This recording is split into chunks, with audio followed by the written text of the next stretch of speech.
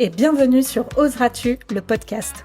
Nous sommes Manon et Sébastien. Après plusieurs années de salariat dans des domaines très différents, nous avons choisi de chambouler nos vies et de tout changer.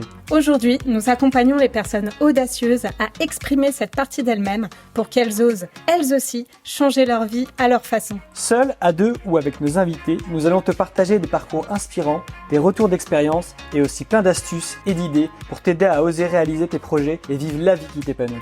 Tout ça dans la joie et la bonne humeur, alors installe-toi confortablement et bonne écoute. Ici, le voyage était la clé du bien-être. Aujourd'hui, je vais te parler du bien-être du voyage, mais surtout d'un point de vue mindset, mental et général. Qu'est-ce qui fait, selon toi, qu'après un voyage ou pendant un voyage, on se sent mieux, on a plus d'idées, on a plus d'envie, et que le retour est souvent difficile? Moi, je pense que c'est parce que ça nous extrait de notre quotidien. Le fait d'être toujours dans le même milieu, dans le même environnement, le fameux danger de la routine, de faire toujours le métro, boulot, dodo, etc. Je pense que c'est ça la différence que nous procure le voyage. Et si je te disais que la solution pour avoir ces bénéfices-là, c'était pas de voyager forcément loin, mais c'était surtout de prendre du recul. Ce qui fait du bien au voyage, c'est la prise de recul. Mentalement, je parle. Parce que quand tu voyages, souvent, c'est là où tu as le plus de questions qui débarquent. C'est là où tu prends plus le temps de réfléchir sur ta vie, sur ton quotidien. Ça t'éloigne un petit peu de ton stress, comme je disais tout à l'heure, de ton métro, boulot, dodo.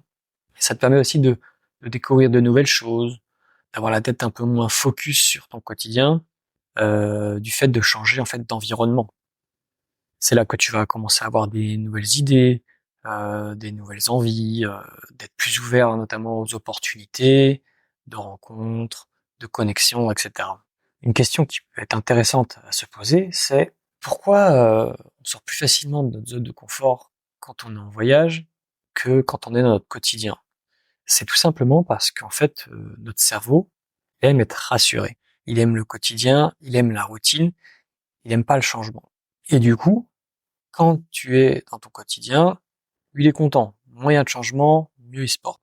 En revanche, quand tu es en voyage, tout ton environnement est différent. Et en fait, du coup, le pas à faire entre quand tu es dans ton quotidien pour faire quelque chose de nouveau, il est beaucoup plus dur à faire que lorsqu'on est en voyage, puisque la différence dans ta zone de confort, elle est quand même assez grande.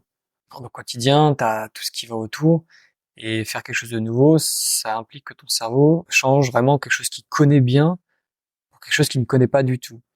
Alors que quand tu es en voyage, bien souvent, tu es déjà dans un milieu que tu ne connais pas, et donc faire un pas pour trouver quelque chose de nouveau, quelque chose qui est déjà nouveau, ton cerveau le vit beaucoup mieux, parce que le pas à faire est beaucoup plus petit. Une fois que tu as compris ça, tu sais qu'il est important de prendre du recul. Et comment on prend du recul dans notre quotidien? Ça, c'est une bonne question. Et une des réponses que je pourrais te donner, c'est de commencer par faire des choses différentes. Régulièrement dans ta semaine, oser faire différemment de d'habitude. Une fois que tu as compris ça, le but va être d'essayer d'intégrer dans ton quotidien ces petits changements qui vont faire la différence. Alors comment? Je vais te donner quelques exemples pour illustrer mes propos. Peut-être que tu vas travailler en métro, par exemple. Il peut être intéressant de choisir de rentrer en marchant, donc au lieu de prendre une demi-heure, au lieu de 5 minutes de métro. Voilà, ça peut être quelque chose de différent. Qu'est-ce qu'il peut y avoir d'autre de différent? Choisir volontairement d'aller te poser dans un parc ou autre, quelque chose que tu ne fais pas d'habitude, mais pas pour écouter un podcast ou autre, mais plus pour ne rien faire justement. Se poser, une demi-heure dans un parc, et laisser son cerveau justement fonctionner. Là, tu vas avoir des questions qui vont arriver, et ton cerveau, quand il a libre cours à son imagination et qu'il est dans un endroit qu'il connaît pas spécialement, c'est là que les questions vont commencer à émerger, etc. Ne pas encombrer son cerveau avec un podcast, une vidéo ou autre, et vraiment observer un petit peu où on est et voir un peu ce qui ressort de tout ça. Parce que quand on n'a pas de distraction, c'est là où les vraies questions arrivent. Donc, ne pas être sur son portable, etc. Il y a aussi ce côté de charge mentale que tu auras moins en tête, puisque tu es dans un environnement que tu ne connais pas, Et donc, il n'y aura pas d'éléments qui vont te ramener forcément à ton quotidien au niveau de ta charge mentale. Alors, ce sera certes moins efficace que d'aller voyager à l'autre bout du monde, mais ça peut reproduire quand même des effets qui vont être bénéfiques pour toi. Tu vas pouvoir mieux vivre ton quotidien parce que tu n'auras pas ce sentiment de routine quotidienne qui ne change jamais. Et surtout, tu vas pouvoir prendre du recul sur ton quotidien et ta vie. Et ça, c'est un point clé pour pouvoir prendre des décisions, changer son mode de vie, etc. Prendre du recul, c'est vraiment le plus important et c'est quelque chose qu'on fait assez rarement dans notre quotidien. Souvent, quand on a la tête sous l'eau, on prend malheureusement pas ce temps pour nous. Et c'est là où après on rentre dans un cercle vicieux. On n'a pas de temps, on est débordé, on est déprimé. Et ça peut tourner comme ça en boucle pendant un moment parce que justement on prend pas ce temps pour nous. Et des fois on peut ne même plus s'en rendre compte. Ça peut être intéressant aussi de rendre ça un peu ludique, d'essayer de trouver des petits challenges, de se proposer des nouvelles choses et de rendre ça fun plutôt que de se mettre la pression ou autre.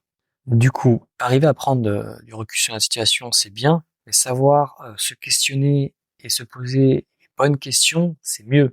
Pouvoir vraiment faire le point et avancer sur ta vie, ton quotidien, tes obstacles, tes objectifs et sortir du coup de ce cercle vicieux de notre quotidien. Et ça, ce sera le sujet du prochain podcast sur les questions à se poser quand on arrive enfin à prendre du recul. On arrive déjà à la fin de cet épisode. Si ce podcast t'a plu, n'hésite pas à mettre un commentaire ou à nous le faire savoir. C'est toujours appréciable pour nous. C'était Sébastien d'Oseras-tu et je te dis à bientôt pour le prochain épisode.